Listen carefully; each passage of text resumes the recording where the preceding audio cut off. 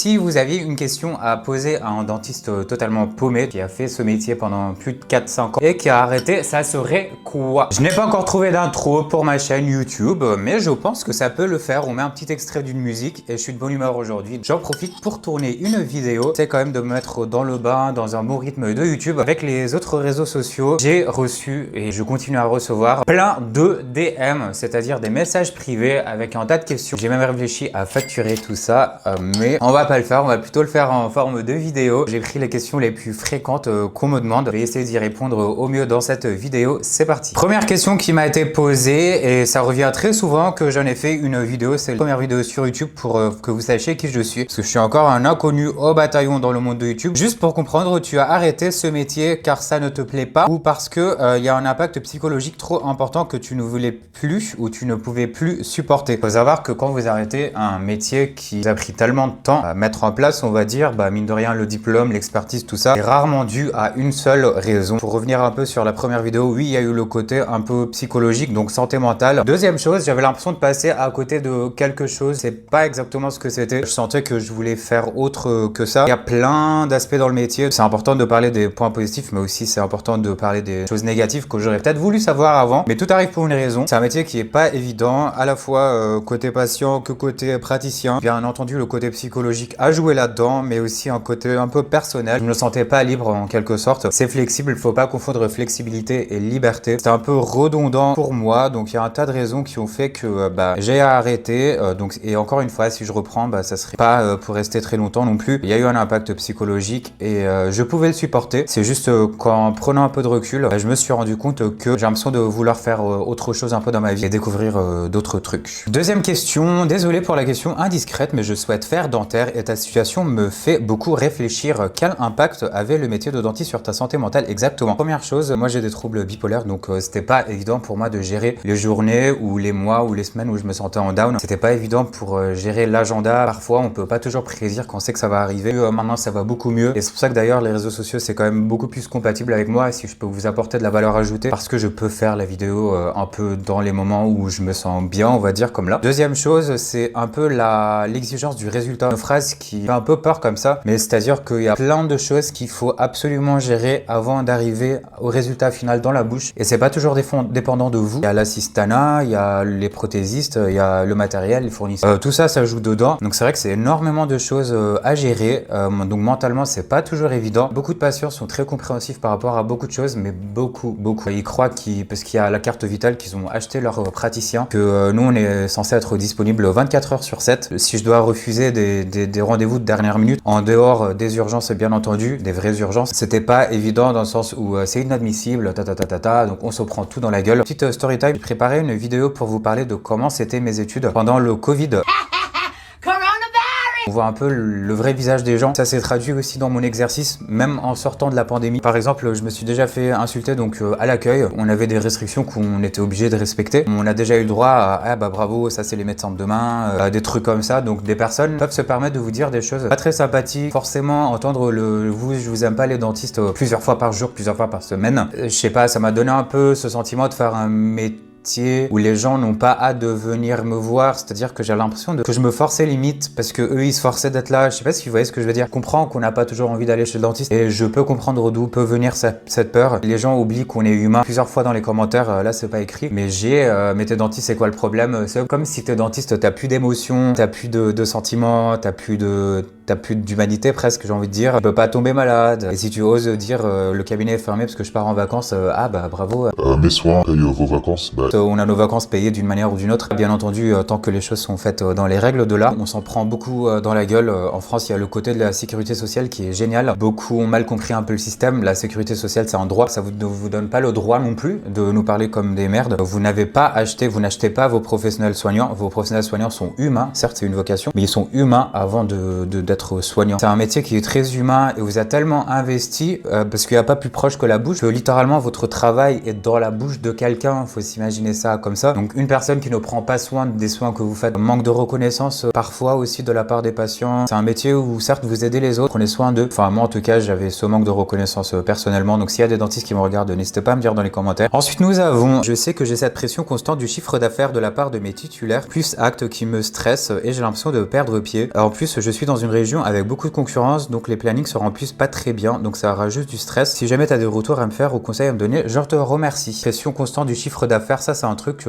très important à aborder. Vous allez avoir des titulaires, des employeurs qui vont vous mettre la pression du chiffre d'affaires. Attention, il faut gagner sa vie, tout travail mérite salaire. Maintenant, il y a pas mal de personnes et la vérité c'est que oui, il y a des personnes qui vont vous mettre un peu la pression du chiffre d'affaires. Parce que moi par exemple, je gagnais en fonction de ce que je faisais, parce que vous gagnez en fonction de ce que vous faites. Maintenant, si les soins ne sont pas nécessaires, ça arrive que vous avez des mois que tout le monde va bien et tant mieux quelque part, mais c'est vrai que c'est un côté aussi qui jouait chez moi. Par exemple, les mois où j'avais des personnes avec de bonnes santé bucco-dentaire, donc j'étais très content, sincèrement content pour elles et pour eux. Et je ne pouvais qu'encourager et bien entendu toujours rappeler la technique du brossage et de l'entretien. Mais en même temps, financièrement, ça voulait dire que voilà, c'est pas les mois où ça gagne le plus. Et c'est ça la réalité du métier. Faut juste s'y faire. On arrive toujours à s'en sortir d'une manière ou d'une autre, même avec les contrôles, les tartrages, tout ça. Ça cumule mine de rien, mais bien entendu, ça sera pas les salaires qu'on imagine. Le problème, c'est que parfois vous avez des titulaires et des employeurs qui vont regarder votre chiffre. Moi, j'ai déjà eu la phrase: est-ce que Emilio fait des devis déjà? Genre, j'ai déjà entendu ça. Il y aura des personnes qui vont mettre la pression des chiffres d'affaires. C'est pour ça que c'est très important de faire attention avec qui vous travaillez. Depuis moi que j'ai démissionné, forcément, j'ai essayé de demander le chômage parce que j'étais en statut salarié que j'ai pas eu, même si ma démission était liée à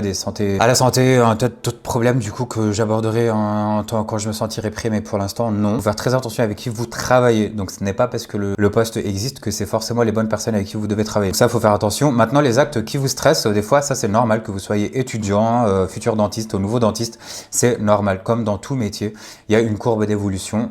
Ça va assez vite, ça dépend de vous, de votre rigueur, de votre implication, de où c'est que vous avez fait vos études aussi. Je sais qu'il y a des études dans certains pays où vous n'avez pas beaucoup de pratique. Je sais qu'en France, on a énormément de pratique, en plus le stage actif. Donc généralement, quand vous arrivez au cabinet, vous avez quand même exercé presque toute la 6e année. Niveau acte stressant, déjà il y a le stress qui part un tout petit peu, on va dire au début de votre exercice assez rapidement. Donc l'impression de perdre pied, je pense qu'il faudra juste être patient si c'est votre cas. Si vous voyez que les choses s'améliorent par rapport aux actes et à la dextérité, et foncez. Et si c'est la pression constante du chiffre d'affaires, c'est juste que c'est pas les bonnes personnes avec qui vous travaillez. Et la région avec beaucoup de concurrence et les plannings ne se remplissent pas très bien. C'est ça le truc, c'est que lorsque j'ai des commentaires de haters qui disent Genre, t'es juste pas content parce que tu travailles pas dans Paris, dans un quartier luxueux. là où il y a le plus de travail, c'est plutôt dans les déserts médicaux. Ce n'est pas parce que vous vivez dans une grande ville qu'il y a plus de travail. Ça, c'est très différent. Le fait qu'il y a énormément de dentistes dans des grandes villes en général, il y a tellement de dentistes que les gens se permettent d'annuler plus facilement le rendez-vous parce qu'ils se disent je peux trouver un rendez-vous très rapidement, ce qui fait que les gens annulent. Il y a beaucoup de lapins, donc de rendez-vous annulés au dernier moment parce que les gens se disent j'attends d'avoir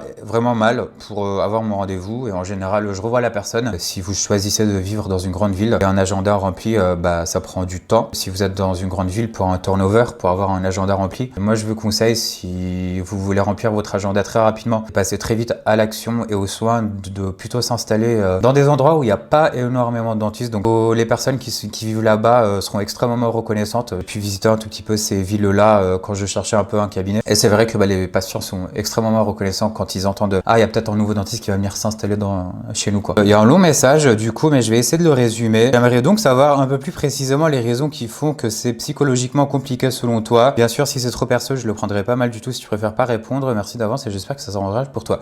Alors d'abord, merci beaucoup pour vos questions encore une fois. Donc vraiment, n'hésitez pas en commentaire. Moi, ça me fait plaisir de faire des vidéos comme ça. Juste, je vous demande une chose en retour, c'est de vous abonner, de lâcher un petit like et de lâcher un commentaire aussi si cette vidéo vous a aidé, que ça soit en tant que futur étudiant ou déjà un étudiant en dentaire, futur dentiste ou nouveau dentiste. Parce que aujourd'hui, je vous avoue que je suis totalement perdu un peu dans le sens où est-ce que je reprends mon métier juste pour des raisons financières un peu.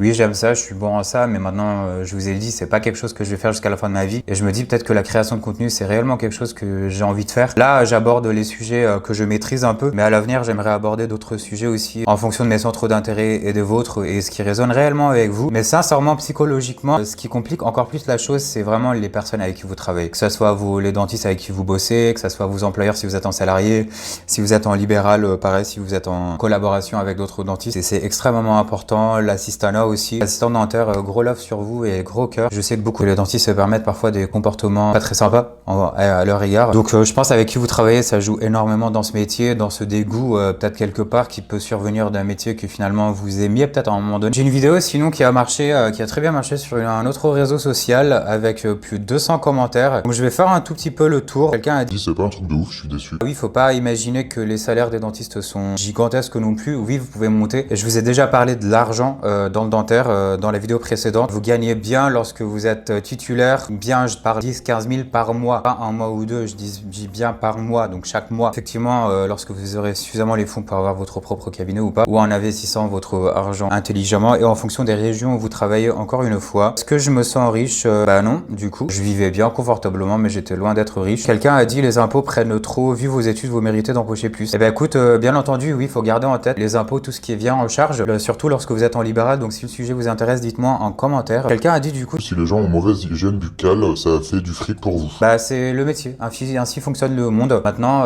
sujet un peu sensible, mais je vais dire les oncologues, les personnes qui s'occupent des personnes qui ont des cancers, malheureusement, c'est aussi triste que c'est. Je souhaite réellement tout rétablissement à toute personne, mais c'est un peu le côté contradictoire vraiment dans le médical. Moi, j'ai mis du temps et même sincèrement aujourd'hui, je ne sais même pas si j'ai réussi vraiment à dépasser ce cap entre et bien sûr que je veux que la personne aille bien, mais c'est comme ça que fonctionne le monde. Donc si la personne est malade, bah forcément ça fait du fric pour nous. Maintenant, la manière dont le commentaire est écrit, ça en dit beaucoup plus sur la personne que sur moi. Est-ce que tu penses que le fait de pouvoir gagner de si grosses sommes peut pousser à faire plus pour avoir encore plus? Écoute, c'est ce qu'on a dit sur la pression du chiffre. Ça dépend vous, comment vous fonctionnez. Si vous avez un travail quand même assez... Vous n'allez pas pousser à avoir plus si vous allez faire des soins de bonne qualité. Finalement, un soin de bonne qualité coûte plus cher la plupart du temps. Je parle en matériaux, par exemple une couronne en céramique versus une couronne en métal. Forcément, ça coûte plus cher, mais là, c'est un autre sujet. Bien entendu, vous voudrez faire des soins de bonne qualité. Maintenant, de faire plus lorsque ce n'est pas nécessaire, bah non. Dans ce cas, il y a un problème. Pourquoi ça varie autant d'un mois ou l'autre? Mes salaires, parce que si vous regardez la vidéo, vous comprendrez. Je l'ai dit, parce que du coup, il y a des mois où vous avez des gens qui vont très bien, et bah tant mieux, bien entendu. Et vous arrivez quand même à vous sortir un bon salaire avec les consultations et les contrôles.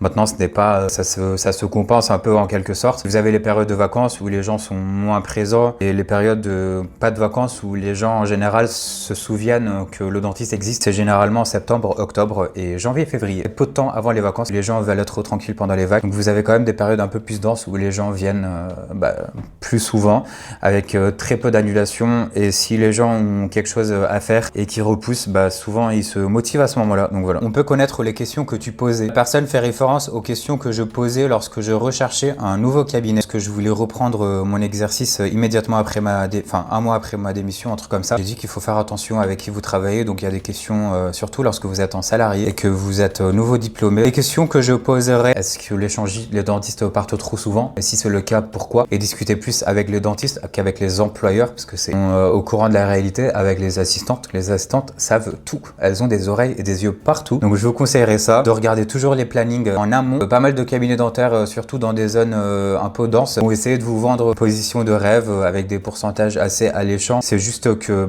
faut vérifier les congés payés, faut vérifier les prévoyances, les contrats, la mutuelle, vos avantages. Ce qui est en fait droit en tant que salarié. Faut pas oublier que vous êtes salarié, certes que vous êtes dentiste, donc vous pouvez travailler à votre propre compte. Pas mal d'employeurs sont gardés en tête que vous n'êtes pas salarié alors que vous l'êtes. Le jour où il vous arrive un pépin, en fait, ils sont pas toujours très réglo par rapport à tout ça. Donc, faut faire attention à ça. Donc, renseignez-vous sur le droit du travail en tant que salarié. Ce n'est pas parce que vous êtes dentiste en tant que salarié que vous n'êtes pas salarié. Certes, vous avez peut-être plus de flexibilité dans le sens où si ça se passe mal, vous trouverez très rapidement un autre poste. Maintenant, si ça se passe mal pour des raisons de santé ou pour des raisons des choses qui sont liées à la vie, on est quand même en France et on a une imposition quand même assez énorme ici, justement pour avoir ces droits et cette protection sociale parce que ça arrive. Et certains employeurs vont se permettre de faire un peu l'impasse sur le droit du travail sur certains aspects. La rémunération, le pourcentage, si un mois où ça se passe vraiment mal, vraiment vous avez 3 semaines où il y a quasiment personne, parce que ça peut arriver, comment ça se passe financièrement, parce qu'il y a des mois où je vous le dis, moi j'ai touché genre je crois 1200 €, un truc comme ça, parce qu'il y a eu